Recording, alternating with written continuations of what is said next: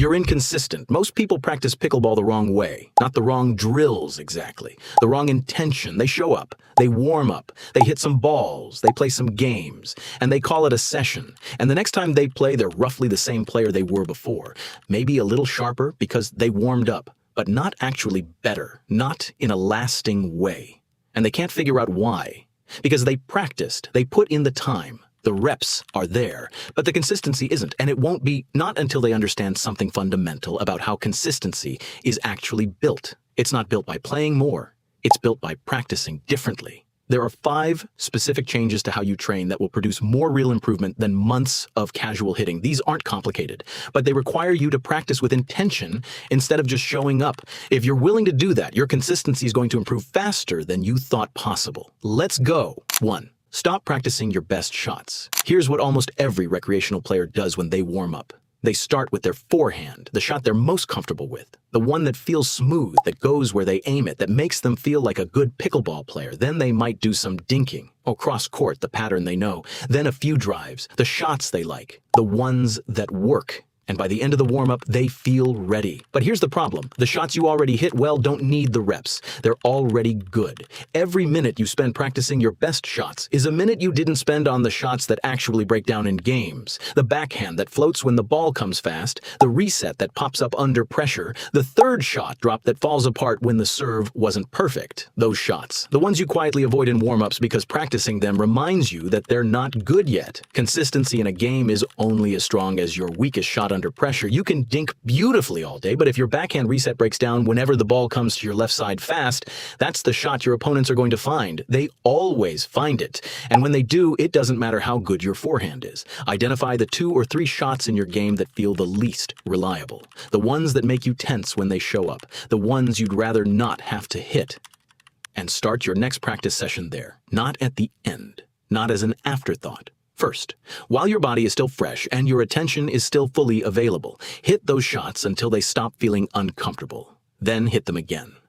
The shots you love will take care of themselves. The shots you avoid are where your real practice time needs to go. 2. Repetition beats variety every single time. Most recreational players think a good practice session means covering a lot of ground. Serve, then return, then dink, then drive, then reset, then lob. Lots of different shots, lots of different situations. Feels productive, feels like you're working on everything. The problem is that you're not actually working on anything long enough for it to stick. Consistency is not something you build across 20 different shots in one session. It's something you build inside one shot. Repeat it until your body stops having to think about it, until the motion is automatic, until the muscle memory is deep enough that the shot happens the same way whether you're calm or nervous, whether it's the first ball or the 30th. That kind of repetition takes more reps than most players give a single shot in an entire session. Pick one shot.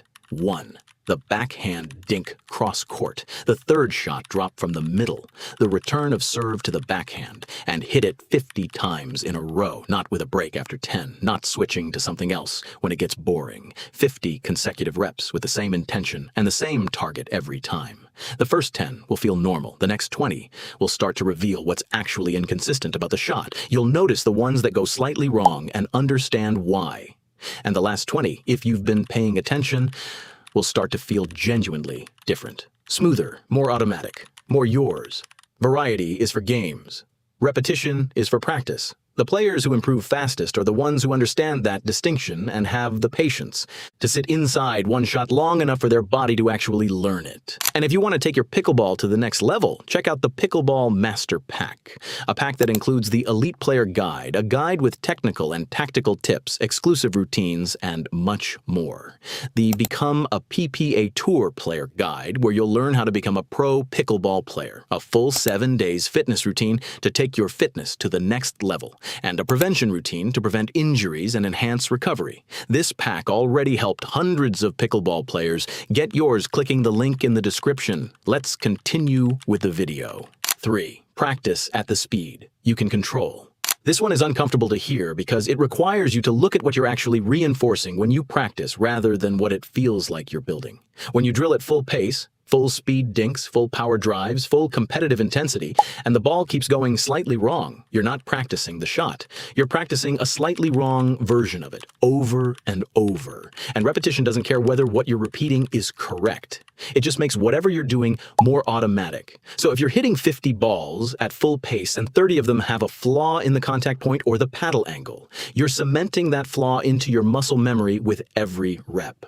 The fix is slower than your ego wants. Slow the ball down until every single shot lands exactly where you're aiming. Not most of them, all of them, or close enough to all of them that the pattern is genuinely reliable. At that pace, you're building the correct motion. You're giving your body accurate information about what the shot is supposed to feel like. And because the pace is controlled, you can actually feel the difference between a shot that worked and one that didn't, and adjust. Once the shot is consistent at a controlled pace, start adding speed, a little at a time. Not all the way back to game pace immediately, gradually, in steps, only moving up when the previous speed is clean. This is how technique gets transferred into real games. You don't drill slowly and hope it shows up under pressure by magic. You drill slowly until it's automatic. Then you build the pace until it's automatic at game speed. That takes more patience than most people have. It also produces more actual improvement than any other approach. Slow is not weak. Slow is how you build something that holds up when it matters. 4. Train for pressure, not just comfort.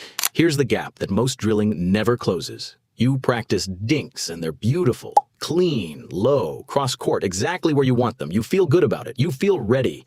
And then the score is 10-10 and the ball comes to you on a dink and it's exactly the same shot and same height, same angle, same distance. And it floats up and gets put away and you can't figure out why. You hit that ball 100 times in practice. You hit it in practice. You've never hit it under pressure. Those are not the same thing.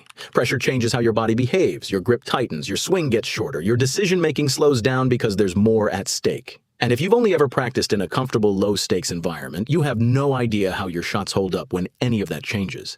You've only tested the easy version. The most valuable thing you can do in practice is create a version of pressure that forces you to keep playing through it. Keep score in drills, set a target, make 10 dinks in a row to the backhand corner, and start over every time you miss.